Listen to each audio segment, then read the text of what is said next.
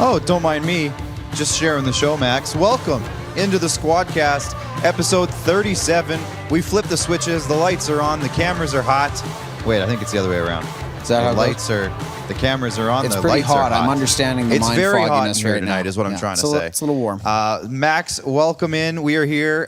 You are the SquadCast. You are the squad, I should say. You are the finalists. Thanks for checking in tonight for tonight's big episode as we get rolling here for a big one during the Tampa Bay Lightning and New York Islanders Game 2. Thank you for hanging out with us tonight, making us your second screen. I can't imagine we're taking over that screen necessarily, but Probably the not, fact that you're checking in tonight means a lot to us. Please give us a like. Please drop a share if you don't mind. And let's fill up the comment wall all night long. I'm seeing Robin Wildy's checking in. I'm seeing John O'Flynn is checking in. We got the regulars flooding in. Thank you all for hanging out. Again, blow up that comment wall. We want to see who's here tonight for a fun show. Max, how are you doing tonight? I'm doing all right. I see you're like triple phoning it, triple I was just going screening to say, here. I'm second, third, fourth screening everything here. I'm good. I'm a little unprepared, but I'm good. We got a lot going on. Max specifically has a lot going on. We'll talk about that later. Let's dive in. Let's check out from the world for a sec, Max. We'll get into the show. If you don't mind, I guess we should first shout out our good friends over at Rockstar Supply Chain Solutions. Where's there we go. Roxanne and Darnell are hanging out up here. There's their logo. Rockstar Supply Chain Solutions is your number one place to go if you need to figure out what you need for your business and how to get it. They can get it all for you and handle it all for you. Get rid of the headache of trying to figure out how to get the supplies you need for your office, for your warehouse, for anything you got going on. Roxanne and Darnell can do it for you. Rockstar.com for all the information you could want. We got Rox and Dar, our flamingos, on the set here tonight, beside my Julio Jones jersey, which I just got on Facebook Marketplace. R.I.P. Yeah, I had to get it because it was just like, I've never had a Falcons jersey. Julio's the man. And it was $60 on Facebook Marketplace. You know what? And again, we'll see how his career plays out, but he may retire a Falcon. I know it ended messy. Yeah, but you're right. At the same time, that could happen. It could happen. He was there for what, 11? 10 seasons, 10 I think. seasons, Yeah. Sorry? 2011, I think, it was was just his way rookie too year. easy to go with the 11 seasons, 2011. Yeah. Had to try. Max, if you don't mind, actually, first off, again, before I go to your breakdown, because I know you're doing some stuff, you're scrolling. Make sure you ask us anything throughout the night. We got the Hulk Hogan, the Hulkster. He's saying, ask us anything. Send in your questions if you have any. Send in your comments, your chirps, your questions for the guests, for anything going on tonight. We got a lot happening, and I know that all of our viewers usually have a lot of questions. So do not be shy. Darnell Theris is checking in. Have a great show, guys. Thank you, Darnell. Thank you, Darnell. Gavin's checking in from my good buddy Gavin from TikTok. How's it going, Gavin? Gavin DeGraw? I wish. He had a hell of a single in 2011. I don't want to be anything other than what I've been trying to be lately. You know what I'm saying? That's a reference. Where's the T that I just put you up on? Hammered that one on the Clark, buddy. Nailed that. It. Gavin Good DeGraw. Good, anybody a fan of the One Tree Hill? I forgot the title of the show. I didn't know that's where it was from, but good on you. Good on you. Adam Schultz. Football is back, and so is the dub. Yes, big news. We'll get to that in a second. Jamie Yancey's checking in from Halifax. Max, hit me with a breakdown if you don't mind. What's going on tonight? Certainly. Episode 37, and we're at it again. As the Jays are in a bit of dire straits, bud, they need some help in their bullpen. We're into the conference finals with a couple of great matchups featuring a few teams that have got multiple Stanley Cups. Okay. We've got the Hockey News' Stephen Ellis, as we're sure there's a boatload of hockey info that he can tell us. Ooh, good rhyme. Director Jordan. Thanks to Jordan for that one. Got to give him some credit on that one. Good stuff, buddy. Then look out, folks. Regina is about to be treated to the best as we get ready for Kirk Morrison, who's coming in to talk about the second rendition of KrugoFest. There it is. Is that it? That was a good one. Good stuff. That was a good Awesome. one. You done? I'm feeling anonymous like Freddie at UFC, Clark. What's the skinny? You worked that in, did you? I did. I sure did. I love it. What's the skinny? Is he set to test unrestricted free agency? Ooh, that's a deep rhyme. I love it. We're going to get to that in just a second. Justin Bieber, I think it's hilarious. We're going to get to the top of the order now. Thank you for breaking it down, Max. The top of the order for me, the CFL is back. There's been a lot of news coming on throughout the week on... Was it Monday? Yeah, Monday morning. They voted. The board of governors of every team voted to either return to play or cancel the season once again, or at least push it down the road. They voted unanimously, which I believe is a very important point. Unanimously, they're all in. And when I say that, so they needed 9 votes and they got 9. Yeah, but there was rumors that they might only get 7, and 2 teams might actually not want to play this year. So there was rumors of that. So it is important that all 9 teams are all in. And I'm not saying all in like poker. I'm saying all of them are in. And they're all committed to playing this season, which is great news for CFL fans across the country. We're all very excited, especially here in the rectangle, as Rod calls it, Saskatchewan. We're all very excited. So great news for the CFL and great news for CFL fans across the country. Number 2 for me, and this one just popped up today, Tyler Glasnow for the Tampa Bay Rays. He tore a couple of ligaments in his arms, in his throwing arm specifically. I guess I shouldn't say both arms, but in his throwing arm. Now, this is apparently, Max, I was doing a little reading on the situation. It is the ligament that you need Tommy John to repair, but it's not serious enough that he needs to go get Tommy John. Okay. So by the sounds of it, Tampa Bay wants him to kind of not pitch through it, but hang on for a few days. They put him on the 10-day IL. Okay. So he's not necessarily going to long-term injured yet.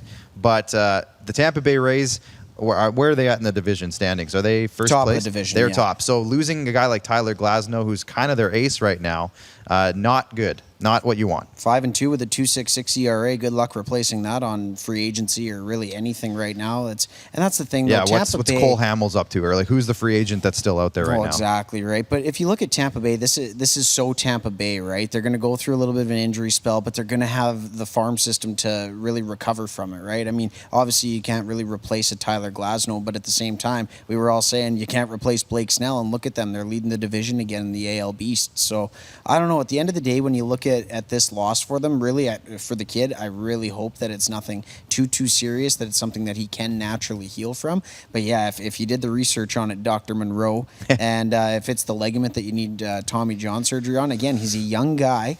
What do you do here if you're Tampa Bay? Is this much like a Steven Strasburg situation for the Nationals back when he was experiencing injury trouble back in the start of his career and subsequently still today? Right. What do you do with a young arm that possibly need, like, again, I get it, you're leading the division. What do you do?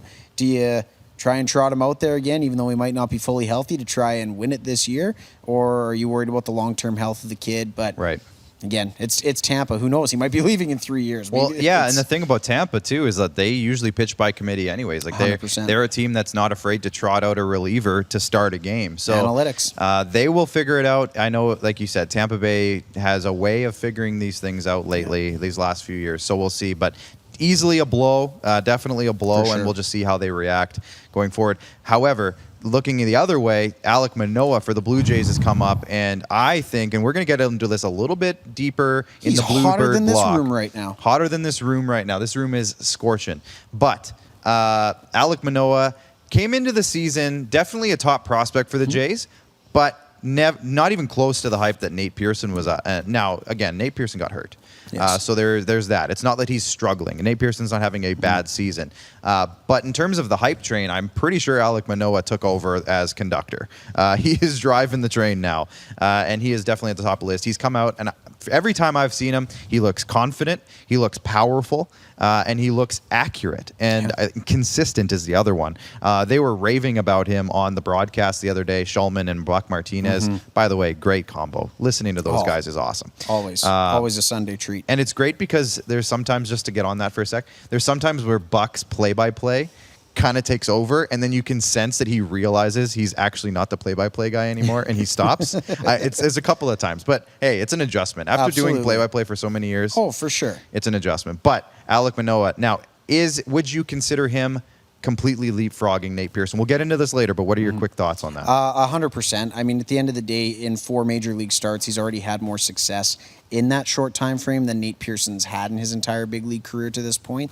With that being said, though, it's circumstances necessitated this, right? The fact of the matter is Manoah, he's a former first-round pick, so there is hype surrounding him. But at the same time, we look at the Jays farm system, it's ranked as a top 5-1 in baseball still.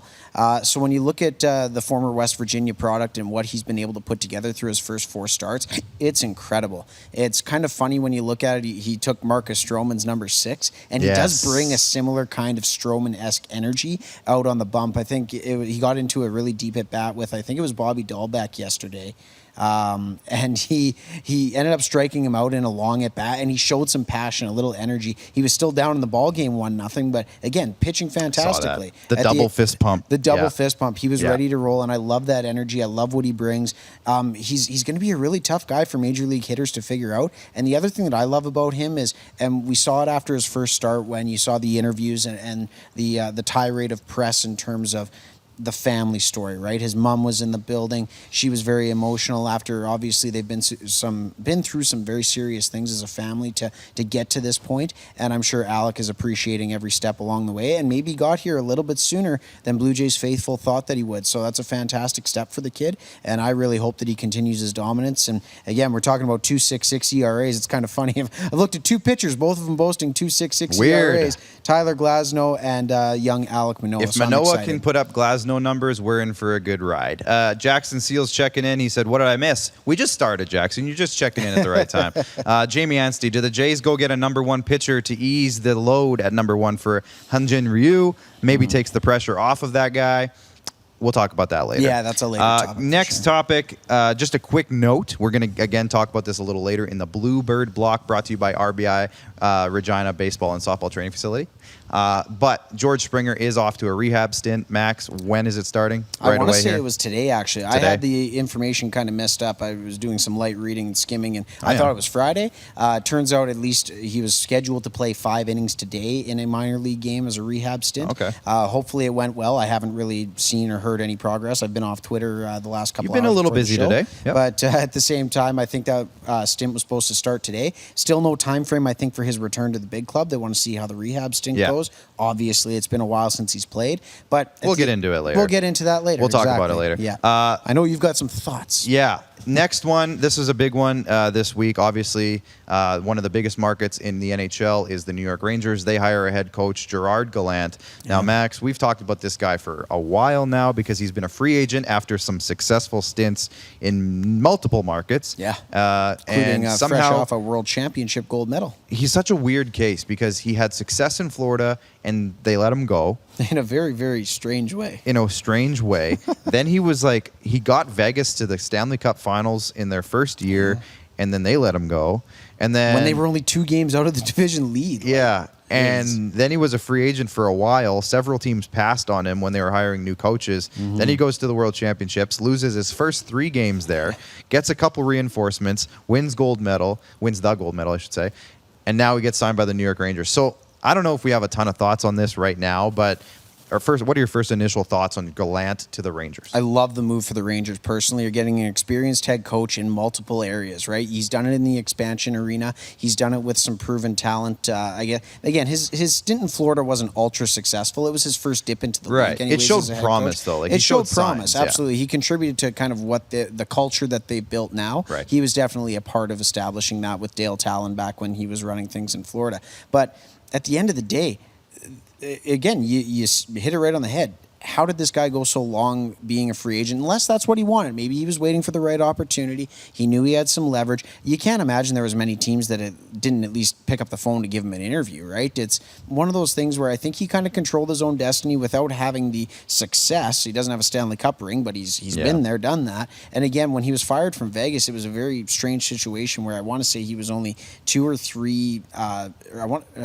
wins, so 4 or 5 points out of first at the time that they brought in Pete DeBoer to replace him.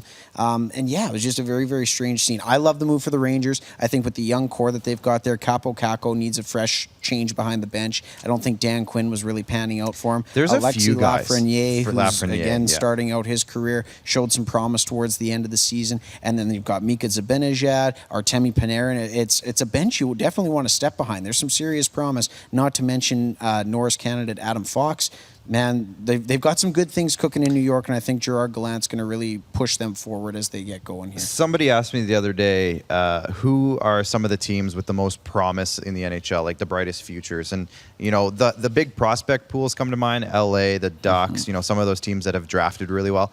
New York has a very bright future, and if they can just kind of snap together some of those young guys, Kakko and Lafreniere and whoever else. 2 lottery wins under their belt in the last few years, and then again that trade for Adam Fox with Carolina. I mean, they've got all the makings to be that next team for sure. Two young goalies. That's overstated. Yep. That's understated. I think Shesterkin and Georgiev, they're still both there. I think if they can add a really experienced veteran blue liner this offseason, and then maybe another forward, or just let those young guys develop, they could be skyrocketing. Well, and again, another team that does have a strong prospect pool if they want to go nuclear and possibly get in on the Jack Eichel sweepstakes. There you go. They've got the firepower and the farm to do it. Maybe we'll get into that with our next guest. By the way, Jordan, if Steven logs in, let me know so we can. Just logged in now. We got him coming in a few minutes. Another kind of just a note, a big announcement today. The WHL, the Western Hockey League, has announced that they are returning to play October 1st, a full 68-game season, and their plan, full capacity, no restrictions when it comes to arenas. How good does that sound in your mind? Junior hockey again in Canada. Well, at least in Western Canada. SquadCast season tickets for the Regina Pats to watch that Connor Bedard kid. We just had an interesting meeting in Moose Jaw. Oh, we did. Now, speaking of that, let's just give a quick shout out. Yeah. You're wearing some, I called it garb earlier and you got mad at me. Well, that's because I thought you were shorthanding it as garbage because it's the Los Angeles Rams who have thoroughly dominated your Atlanta Falcons on so many fronts that it's unbelievable. Shush. We stopped in at Ultimate Fan Zone Moose Jaw. Billy over there, our good buddy Joe Gunnis was there as well. Max picked up a bunch of gear if you want to show Max off again. He's a big Rams fan, obviously, and there was so much Rams stuff there, more than you've seen. There was Lions stuff there. We looked at all the different teams. Detroit Lions, there was all the teams that you wouldn't normally get in a Canadian market. They're all at Ultimate Fan Zone. It was amazing. Every sport you could think of, the major sports. The CFL was big, and they're going to have a lot more CFL stuff coming in. We'll talk about that another time down the road. But Ultimate Fan Zone, just a quick shout out to them. We might be seeing more of them in the near future. I was trying to articulate it in terms of just how to best present it and speak about them. They were like a perfect 5-course meal. When you walk into the store, you have a nice little appetizer of some knickknacks that you could have for your man cave, and then all of a sudden you walk in a little bit deeper. You get the service from Billy. Everything's looking good. He takes your order and says, well, who's your team? What do you want? Speaking of service from Billy, that guy can chat. Like we had a good... with a half an hour meeting turned into an hour and a half, like nothing. And it felt like 4 minutes. It was awesome. Billy, shout out to you guys. We'll be, we'll be talking more Ultimate Fan Zone. In market, out of market, go hit up Ultimate Fan Zone and Moose Jaw. They're fantastic. Unreal. This one just... It strikes me as hilarious, and I know a lot of people are like, Clark, why do you care so much about this? I just think it's hilarious. So let's bring up the Justin Bieber picture, the first one of them walking in. So the big news was that Justin Bieber attends a UFC event, and here he is going into the event with him, and he's just got a bunch of straggly-looking randoms with him, right? And then everyone realizes, oh, that's star NHL player Austin Matthews with him, Rocket Richard winner, by the way. That guy plays puck up in Canada. Yeah. So it's just funny. There was keep it up for a sec, guys. All the TMZ headlines were Justin Bieber attends UFC event. Then the sports places are like, you guys realize that's one of the best NHL players, right? Then that's like, oh, with Austin Matthews. The funniest part for me, Freddie Anderson's right there. The goaltender for the Maple Leafs, Freddie Anderson, is right behind Austin Matthews. They walked in together. Yeah, zoom in, please. There you go. Oh. Like, that's Frederick Anderson. He's 31. He's been in the NHL for, 8 years now? 8 years? And I haven't seen a single headline with Freddie Anderson in it. Then can we show the second picture, please? This is where it all just gets even funnier for me. I know you have to zoom out a little bit. So here's a picture of the actual event. You can see Justin Bieber with his smiley face hoodie there. Austin Matthews to his left, or to his right. The brand is called Drew? Drew. I don't know. Leave it there, guys, because I need to see the background. Please zoom out a little bit more. So Austin Matthews is there right beside Justin Bieber. Great seats. Then look in the very back, right behind the UFC fighter's hand. Freddie Anderson's 2 rows behind him, 6 guys over. They didn't even give him a seat with them. I just think it's hilarious that Freddie Anderson got to go. Him and Austin Matthews are best buddies, and he didn't even get to sit with them. So let's clip this, because this has got to be a meme of like the whole, you're out of town when you can't even. I don't know. The funniest part for me was the fact that they were even able to attend the event and actually not still playing hockey. But that's okay. That's all right. That's the joke. Fine. That's the joke. Oh, it is. Maybe the meme could be Austin Matthews with Justin Bieber, and then above them could be like people still playing in the NHL or in the Stanley Cup playoffs, and then above Freddie Anderson could be like the Maple Leafs. We'll hit it in the post-show meeting. Yikes. Anyways, it just hits me to the core because obviously as a Leafs fan, I'm slowly dying on the inside. Stanley Cup playoff update. We're going to get to that very soon with Stephen Ellis as well. But as of right now, we're in 5 minutes into the second period. The Islanders Lightning is 1-1 tight game again. Braden Point scored for the Lightning. Brock Nelson scored for the Islanders. Obviously, in the other series, Vegas won 4-1 last night against the Montreal Canadiens. We'll talk a little bit about that with Steven as well. Let's get to our Vigor fan vote for tonight. The Vigor fan vote is brought to you by our friends at Vigor Lifestyles, vigor.ca, vigr.ca. Natural health and healing supplements and a whole lot more. Check it out. Which trade target would you like the Blue Jays to add this season? And probably, I guess, preface that with in the next couple of weeks. Yeah. We had Max Scherzer from the Washington Nationals, Sonny Gray from the Cincinnati, I was going to say Bengals, the Reds. Matthew Boyd, right? Matthew Boyd from Detroit. Matthew Boyd, former Toronto Blue Jay. And then, yeah, exactly. Was he the one that lived in the van, or was that Daniel Norris? That's Daniel Norris, but Matthew Boyd was also a prospect in the Jays system. Yeah. Yes, and no starting pitchers, add to the freaking bullpen. That was the longer term of it. In the vote, we just put add to the bullpen, but I'm saying add to the freaking bullpen. I said something else. Yeah, well, this is an After Dark show. Maybe we'll get into that some other time. But the large majority was don't add a starting pitcher, just add to the freaking bullpen. And Max Scherzer was a close second, actually. But I just found it interesting that the writing's on the wall. And funny story, the Jays are playing the Yankees right now. They pulled Hyun-Jin Ryu in the 5th inning. Mm-hmm. It's like, why aren't the Blue Jays just letting their starting pitchers try to go 7 innings? They're all having great outings lately. We've talked about this. Yep. And we'll get more into this later because I know you have a rant ready. I got a rant. I got some things to say. And I've seen Barry Davis tweet about this, good friend of the show. I've seen Ken Reed, good friend of the show. Mm-hmm. I'm just going to give a bunch of name drops here. Oh, yeah. Totally. Arash Madani's tweeted about Nick it. Alberga chimed in as well. Nick Alberga, friend of the show. Yeah. Ross Stripling, friend of the show. But speaking of Ross, he's had good outings lately. He's had great outings. Robbie Ray has had amazing outings lately, and Hyun-Jin Ryu's having great outings. Steven Matz on the COVID list, but he's been reliable. I don't know if he's been a stud, but he's been reliable. Alek Manoah. They're all getting taken out in the 5th or 6th inning, even though they could probably go another inning or two. The third time through the order, don't you know? Tampa Bay, they sold everybody on it last year. Yeah, third but time it's through. like, if they're rolling, give them the chance to fail. Like, they aren't even giving them the chance. And how do we know that they can't go 7 or 8 innings? The problem is, though, Clark, is we got to look at the standings when we have this talk because they're 8.5 games out right now. So 65 games into the season. You want to emphasize your weakness then when you're trying to get back into a playoff race. Is that what we're saying? You want to use your bullpen. What I'm saying is we're on the same page. You have to find a way to get out somehow. Yeah. And if it's in your starting rotation at the end of the day, that's where it's tough for context. Like, we see the box score right now. I don't know how Ryu's outing has gone completely. Other than that, sounded like he was doing okay, but it is 5-5 right now. Yeah, when we check the pitch counts later, I'm sure we'll say, why didn't you let him go another inning and a half? But again, more for the Bluebird block. Yeah, we'll talk about it more later. But either way, I agree with you, but at the same time, it's like, okay, if you think... Do we need to give Ken Reed a call and talk about analytics right now? We might have to. I need Ken to set me straight, for sure. All right, we're going to head to a break here. Right after the break, from the hockey news, Stephen Ellis joins us for a great chat. Looking forward to it. See you in 2.5 minutes. Does this look familiar? Your fans deserve an incredible arena experience. It's time for an upgrade. Stunning graphics. Revenue opportunities are just the beginning with our in-venue display systems and scoring technology.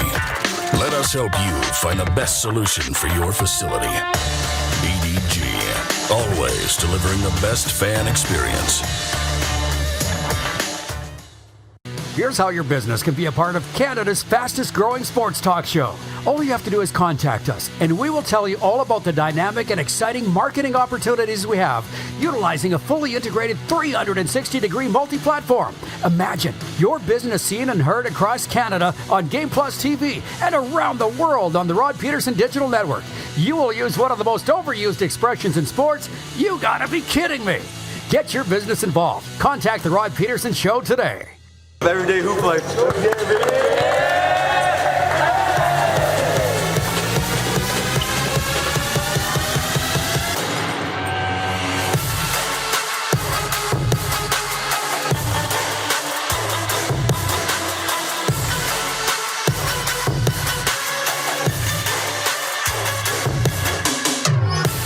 Is Is it time to take your event online? Bring it to IKS Live. We've got a fully customized virtual event platform with remote guest support for your next fundraiser, talk show, conference, performance, and more. IKS Live offers live streaming to Facebook Live and YouTube and pre-recorded capabilities, both in our studio with green screen available and on location with pre-production and post-production services. IKS Live, the proud producer of The Rod Peterson Show and The Recovery Hour. Visit us at ikslive.ca.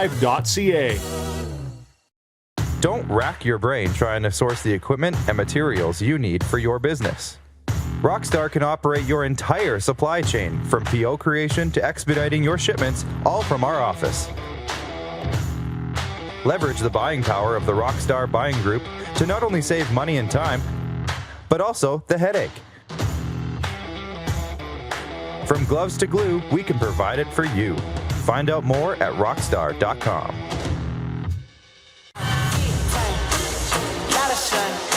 Smoky in the air, that's a lot of fun.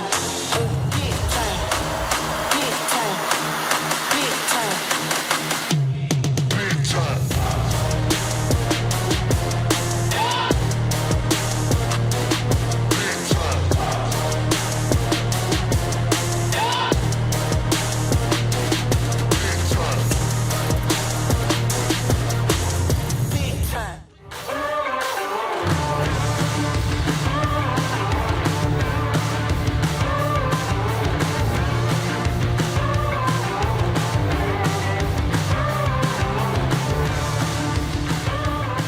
All right, we're back. Now, Max, we always give credit to our viewers that they are the finalists. And I'm just reading the comments here. We're getting this pitching report here from tonight's game. Robin Wildy said, Ryu did not have good control tonight. Interesting. A wild pitch was thrown. The Blue Jays lead is gone. He did enough, but was struggling with control, says Robin Wildy. Another pitching change, John Ohm says. So Told you months sounds ago, a bit we need scrambly. we need context. Janelle Barkman is checking in. Janelle, welcome back to the show. Janelle. How was your vacation, Janelle? We give you a hard time, Janelle, but we love you.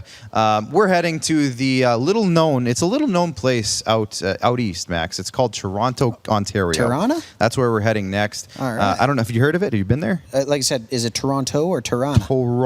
Tirana. Yeah. We're heading there now to meet up with web editor for the Hockey News, Stephen Ellis. Stephen, look at this. He's prepared. He's got our logo in the background and everything. Please welcome to the show, Stephen Ellis. Stephen, thank you for joining us tonight. How are you? Great. How are you guys? Oh, I'm great. Now, Stephen, I was telling Max before the show that I first reached out to you during the World Juniors, during your amazing art display of what was going on during the games. What was the feedback you got from some of those glorious pictures? That was pretty cool because it started with the 2020 tournament when the rights holders decided to send me a couple DMCA complaints that I was posting video clips of the game. So I said, screw it, let's have some fun. I think it was a Niels Höglander goal, actually. He did like the lacrosse goal in the first or second day of the tournament. So then I decided to kind of just go with it and just start drawing everything. And it kind of became a fun thing. And I'll say my Twitter impressions did really well. I got contacted from some NHL teams that thought it was cool and wanted to do something kind of similar. So anytime you see like a drawn highlight now of any sport, I get tagged in it like 1,000 times, but it was kind of a fun thing to do. Oh, absolutely. It was hilarious. Good job on that. And I was amazed at your speed at it as well. It's not easy to make the masterpieces that you were making as quick as you did. So kudos to you, my friend.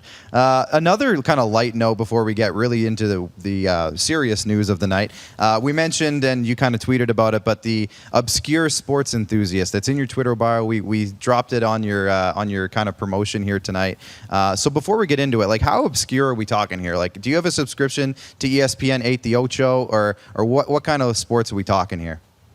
So it went back when we were able to go into our office at the Hockey News. I used to be the one that was showing marble racing on TV. I was showing kabaddi. Have you guys ever seen kabaddi? I don't think so, but I feel like I want to.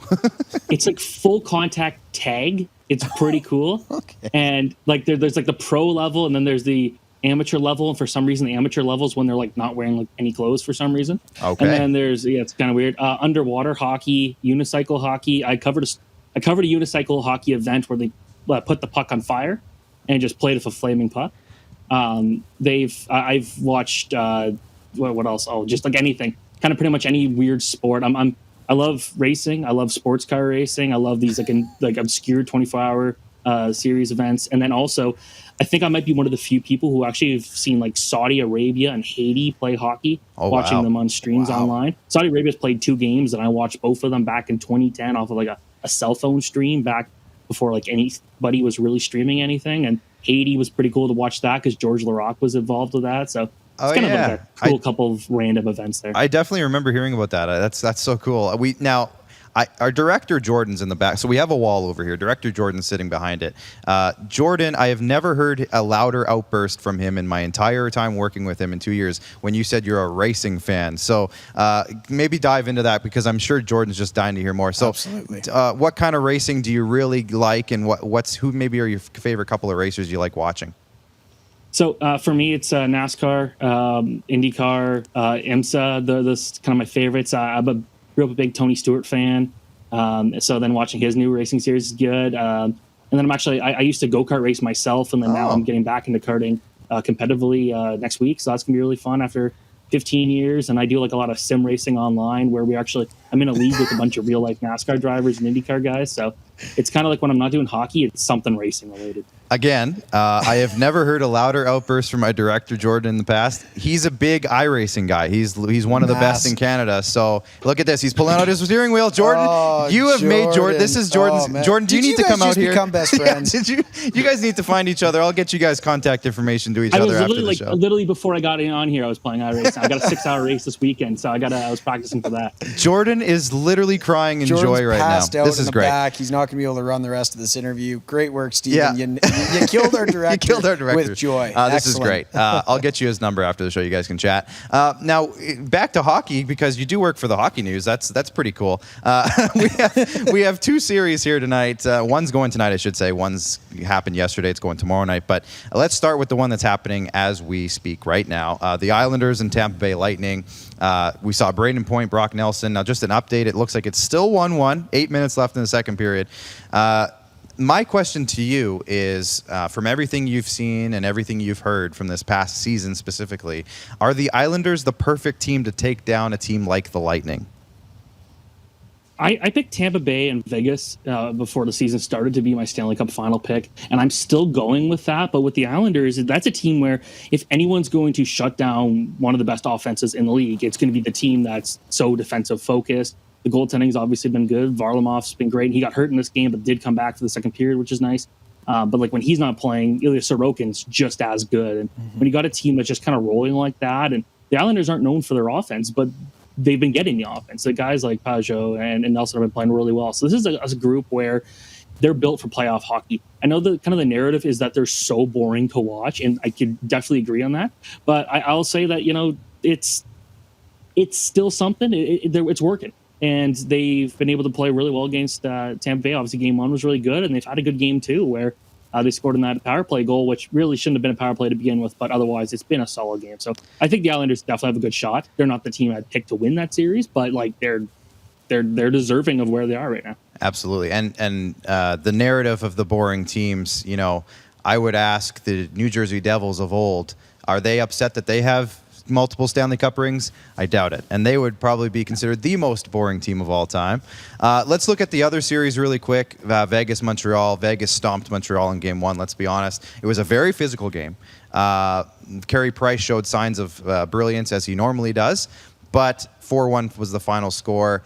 What can you take out of that game? Is there a chance Montreal can come back? Because it's happened in the past. I mean, they've come out from deeper holes this season, so don't have to remind me. But what do you take out of that first game in that series, and what signs are showing from that game? First off, my mom grew up a Habs fan and my dad is a Leafs fan, so watching that series with them was a blast. So that was a good time.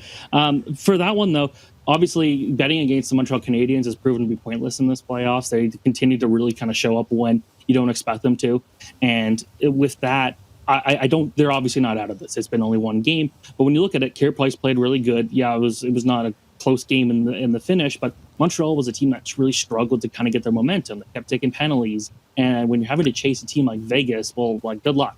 And the Canadiens don't have the skill to kind of match. For Montreal, their big thing is they need to get to a 2-goal lead. And I know that sounds like pretty hard to do, but in reality, it's like for Montreal, they got to go out there and they got to force Vegas to chase, because that's when Carey Price plays well. Carey Price is really good at defending the lead. We've seen that in his career where the Habs get up 2-0, or if they're 1-0 up late, they end up winning the games a lot because he just ends up being kind of important when it matters. But Vegas, obviously, they've got a really good goaltender in Marc-Andre Fleury, one of the best in the NHL this season. They got great defense, great offense, where they're basically better than Montreal in almost every category. For the Canadians, they need Jeff Petrie back. That's a guy that would be really important, because you really can't be giving a lot of ice time to guys like John Merrill and Eric Gustafsson. You need a guy like Jeff Petrie back in the lineup. And if Jake Evans shows up again, that's another one that's going to be important, because he really brought a lot of energy to this team. And yeah, Montreal ended up sweeping that one series, but I thought the Habs were much better when he was there than when he wasn't. So when they get those guys back, that'll be big, but it's going to be a really tough hill to climb. But again, like, if I were to put money on Montreal losing this series in 4 games, they'll probably end up winning this series in 7. That's just kind of what Montreal seems to do. Yeah, 100%. It's just kind of been that Cinderella story that seems to grace every single Stanley Cup playoffs. And now, Steven, we've got some golf balls adorned on our set tonight anyways, as Clark and I are massive fans of a couple of teams that just happen to be doing that instead of playing hockey right now. So I'm a little focused on the offseason headlines. I'm curious your take on the comments from Dougie Hamilton post-Carolina and Tampa about the $18 million over the cap and a couple of other things. I'm curious as to your thoughts again on that situation, in addition to what you think this offseason holds for the towering current Carolina Hurricanes defenseman. Well, right now, for that comment that he made, like, yeah, you know, like, he has a reason to be angry, but at the same time, like, he's saying it out of anger. He doesn't say that if Carolina forces a Game 7 or if Carolina wins that series. He's saying it out of anger. On the other hand, you know, yeah, it's a loophole, but every other team is able to kind of use that loophole. We've seen Toronto use loopholes in the past. In a way, Arizona and Columbus and other teams have been able to use the loopholes in the past. So should it be changed? Absolutely. Should it be something where, like, in the first round, the salary cap still matters? That would be an interesting way. There's a couple ways around it, but obviously, for most other teams, having your best player miss the entire regular season is not a good thing. But the Tampa Bay Lightning, like, that doesn't seem to matter. They can lose any one of their good star players and they'll find a way to kind of make it up. So that's just kind of that situation. But if you were like, if the Leafs didn't have Matthews for the entire season, I think that would hurt a lot more. If Vancouver didn't have Elias Pettersson, which shockingly wasn't around for most of the season. For Dougie Hamilton, I think it would be a big shame for the Hurricanes if he doesn't end up sticking around, because obviously he's going on the market. He could still come back to Carolina. But this is a team that I think is on the brink of something really special. And you look at Colorado on the other side, that's a team that also has something going for them. And losing a key piece like Dougie Hamilton, I think, hurts this team a lot, because some people have said, like, yeah, okay, Carolina's got some good defensemen, but Hamilton truly was the centerpiece of that group. And they'll be able to replace him. I think they'll still be okay. But this is the guy that really pushes you far. And he was really impressive this year, really impressive last year. He's played some of the best hockey of his career over the last 2 seasons. So you really want him to stay in the fray. So I think they've got to do whatever it takes. But there's going to be no lack of suitors that'd be interested in him. I think he would be the cornerstone of the Seattle franchise when they come in the league if he was to sign there. I think that'd be a place where, for him, that's an exciting opportunity. Obviously, to see what happened in Vegas a couple years ago, went from not having a team to instantly being a contender. I don't know if we're going to see that out of Seattle this time, but you get an opportunity if you get a guy like Dougie Hamilton. So there'll be a lot of teams that are looking for him. A lot of teams that could really benefit from him. I think for Carolina's sake, it'd be a massive shame if they got rid of him, because they could also lose Peter Mrazek, and then they'd be losing some key pieces of this team. Oh, yeah, 100%. Kind of circling back on your comments on Tampa Bay, I heard a good analogy where it's like, you know what, it's the poker game before training camp starts. It's Stammer, it's Braden Point, it's Nikita Kucherov all sitting at the table. Whoever loses the game is sitting out for the year. It's just, and it's still, like you said, it really wouldn't drastically affect them on any large scale because it's such a deep, well-built hockey team. I don't think Andrei Vasilevsky's ever going to get that call to miss a regular season. But with that being said, sticking on Carolina, you already alluded to the loss of Dougie Hamilton and what that could mean. What could it mean if they lose their franchise caliber head coach, Stanley Cup winning captain, Rod Brindamore? Again, that's obviously, there's been a ton of headlines in the news about what could happen there. Does the Ron Francis connection possibly play a role in Rod Brindamore maybe leaving the friendly confines of Raleigh that he's known for so long? What do you think of Rod Brindamore's future as the coach of the Carolina Hurricanes, or possibly for someone else in this league? I think it's definitely an interesting time because the connection with Francis would have been an interesting thing for him to go to Seattle, but like I said, I think Carolina is a team that they're really close to being a Stanley Cup contender, and like kudos to them. They had to play against the Tampa Bay Lightning and gave the Lightning a tough challenge there, but that was a tough situation for them to be in because obviously they were outmatched.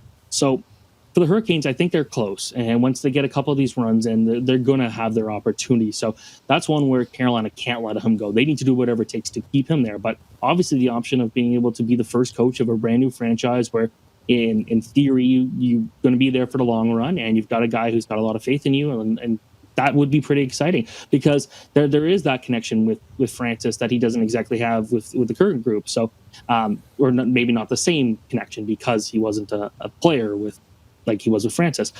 So for them, they need to do whatever it takes to keep him. But at the same time, like I said, that is an option in Seattle. I don't think he'd go anywhere else. And when you've got an opportunity where it's like, okay, well, we still got a shot at the Stanley Cup, but at the same time, if we're losing these key pieces, it's going to be harder to win that Stanley Cup. And all of a sudden, it's like, okay, let's just try fresh. But Carolina's in a good spot right now with the group they have. And as long as they can keep a guy like Hamilton, which would be good, but obviously might not happen, and then keep a guy like Brindamore, they'll stay relevant. So I think that they really need to do whatever it takes, but really we don't know.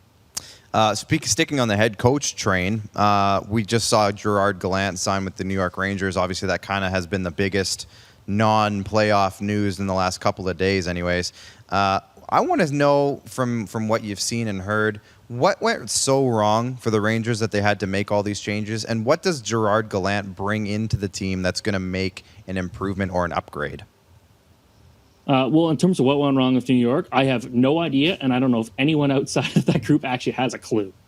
Because when you got a rebuilding team, it's like the Red Wings. Red Wings fans have been asking for a coaching change there. It's like, well, look at the group that Jeff Blashill's had for the last 3 or 4 years. Like, come on, that's not exactly a lot to work with. When you got teams like that, you want to have a guy that grows with the group because he sees them develop. He sees everything, how it goes. Eventually, it's going to work out if the management side of the things works out. So for the Rangers, that felt very odd. It's like you couldn't have really expected a playoff run this year, could you? Like, this was still a team that was relying a lot on some pretty young players and was like a rookie goaltender, and your number one pick had never played pro hockey and had a long layoff before the start of the season. Overall, it was going to be a tough situation for the Rangers regardless, so I thought that was weird. With Gerard Gallant, obviously having that World Championship where Team Canada went out there and won gold after starting 0-3, and I asked him after the first loss to Latvia, and it's like Latvia, first time you guys have ever lost, like, what are your thoughts? And he started smiling. He's like, we're not worried at all. And they ended up winning gold after the worst start we've ever seen by a team to ever win the World Championship gold. And Canada was expected to win with their 17 NHL players when the 3 teams they lost to had a combined 12 or 13, I believe. So it wasn't a whole lot. But he really turned that team around. That was a group that almost looked like an underdog based off how the tournament started and really turned them around. And you look at Vegas, that's a team where in his first season there, like, that was not a star-studded group. It had some good pieces, but a lot of those players had not become the stars yet that they are now. And he turned that into something. He finds a way to get the most of what he's given. So I think he's got a really good future here at the New York Rangers. I'm really excited to see what he could do there. The key thing there is getting Capocacco ready to go because it hasn't been a great couple of years for him, and getting the best out of Lafreniere because we know he's a really good talent. Obviously, a rookie with no pro experience and no hockey experience with an 8-month gap before playing your first NHL game, that's a tough thing no matter how good you are. So I think that now they've got an opportunity where they've spent a couple of years with some of these key players. I think they're going to be a much better team. They've got some guys like Keandre Miller, who's looking really good. Adam Fox, obviously fantastic. A lot to like about this group. And now they got the coach, I think, that could take them far. I did predict that they would win the 2024 Stanley Cup, and I'm holding to it. There you go. They are on track. Absolutely. And now, one storyline I think everybody's pretty fascinated with this summer. Obviously, anytime there's an expansion draft, it kind of takes over the minds of all hockey fans of all markets because everyone's wondering who they should protect and who they should expose. I've done a few mock drafts myself. A few hundred, sorry? A few. I did a series on TikTok. You can find me at Producer Clark on TikTok. But the question that I don't have, the answer I don't have for the question that I'm about to ask you, I should say, is Have you heard of any? What direction are they going to want to take in this expansion draft? Is Seattle going to want to go vet heavy and maybe try to make an immediate playoff push, or are they going to go young, maybe cheap, maybe whatever, that kind of route? What have you heard, and what do you expect out of Seattle's expansion draft, or is it just straight too early to tell? It's definitely too early to tell, but my theory is that they are going to go a different route than Vegas, because obviously it's working for Vegas, but at the same time, you're diluting the talent pool even further this time. I don't think the teams are going to fall for the same stuff that they did for Vegas. I think they're going to be very protective of their assets. And at the same time, Vegas is really good right now, but if they don't end up winning the Stanley Cup by the time this core group starts to fall apart, it's going to be a painful few years.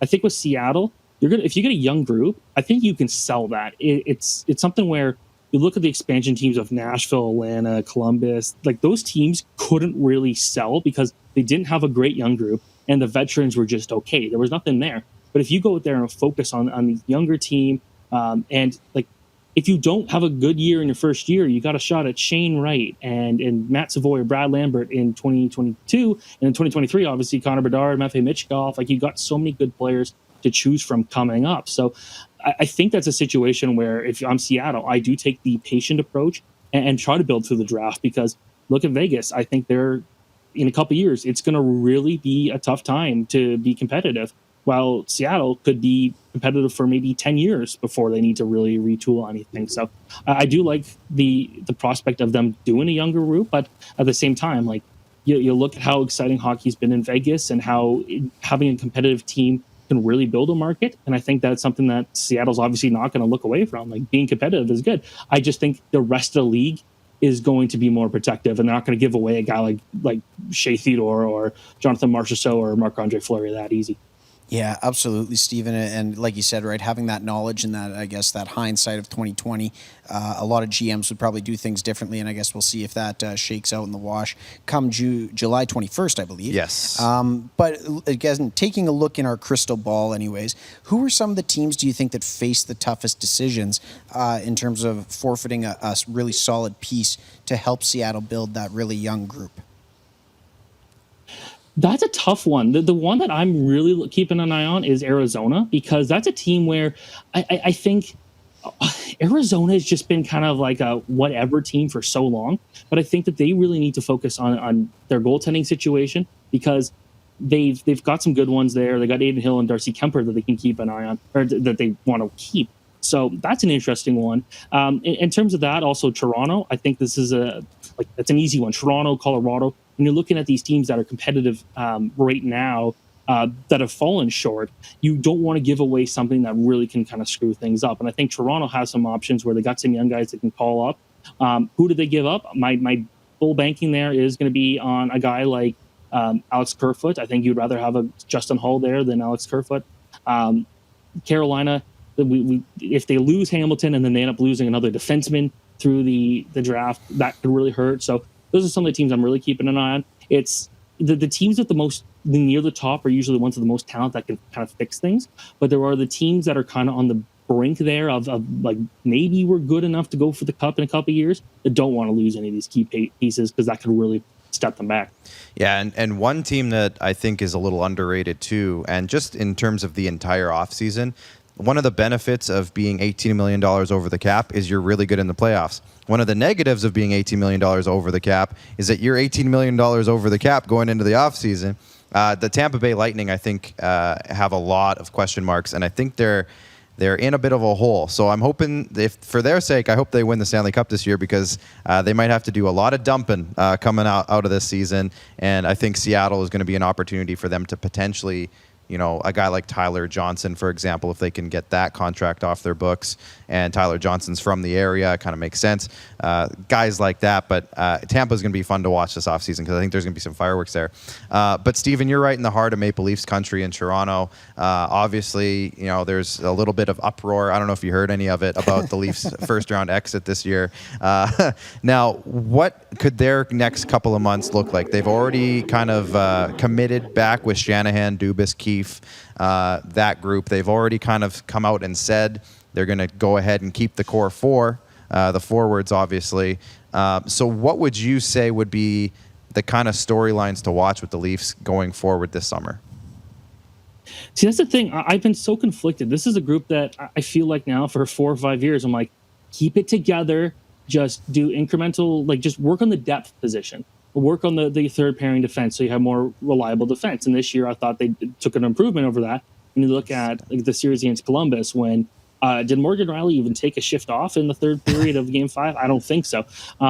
They kind of really started to show that they had that depth thing.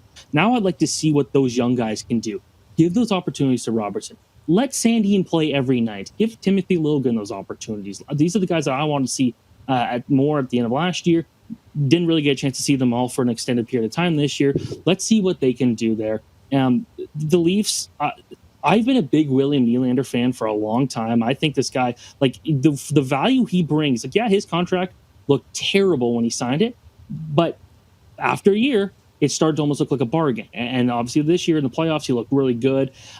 Trading Marner, I think, would be one of the dumbest things you could do. It's just the true reactionary, like, we got to trade someone, let's trade this key player. You're not getting a fair value for a guy like Mitch Marner. So you got to keep those key guys. The goaltending situation is the one that's scariest to me. We've seen this in the past where a goalie with a lot to prove and really nothing to lose can kind of go out there and take the center showcase. Jack Campbell had a great season, but I don't know if I want him as the number one goalie if I'm the Toronto Maple Leafs all year long. You got to look at the market. If if Peter Mrazek becomes available, do you bring him in and make that a 1A, 1B situation? I think that's a competitive one. I'm not even opposed to the Leafs bringing Freddie Anderson back, but obviously it would have to be at a reduced salary because he really has it's coming off a really tough season.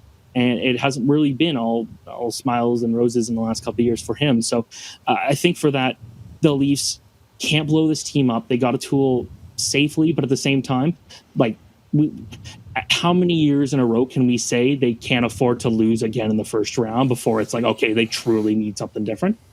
I just think, like, it just seemed like a total fluke how Montreal won. Like, this is one where no model predicted the Leafs losing that series. And in reality, they really shouldn't. They took some bad penalties in game one. They took some bad penalties later in the series, and I hurt them. But that's a team that really 9 times out of 10 is not losing to Montreal Canadiens the way they did. So they needed that experience of losing again in a painful way to kind of like wake everybody up. And they got to care. They got to be ready and say, okay, with this group, we still think this is possible. They built a group that they think was possible at winning. I do like Sheldon Keefe as a coach. I do think Kyle Dubas is great. I think that they've got what it takes. They just need everything to kind of come together. So, Stephen, I'm going to thank you on behalf of Clark because we're just going to clip that. We're going to put it by his bedside tonight. He's going to listen to that over and over again. He's going to sleep very easily with that synopsis of how things need to go in Leafland. But switching things over to, I guess, statistically the worst team in the NHL, and obviously probably one of the most poorly run ones anyways in the Buffalo Sabres. We've asked our finalists. We've asked our guests. I've even asked my grandma. I don't know about you, Clark. No, I haven't asked my grandma yet. You haven't got there yet. You got a little bit of time. Yeah. What, Stephen, is your ideal Jack Eichel trade scenario?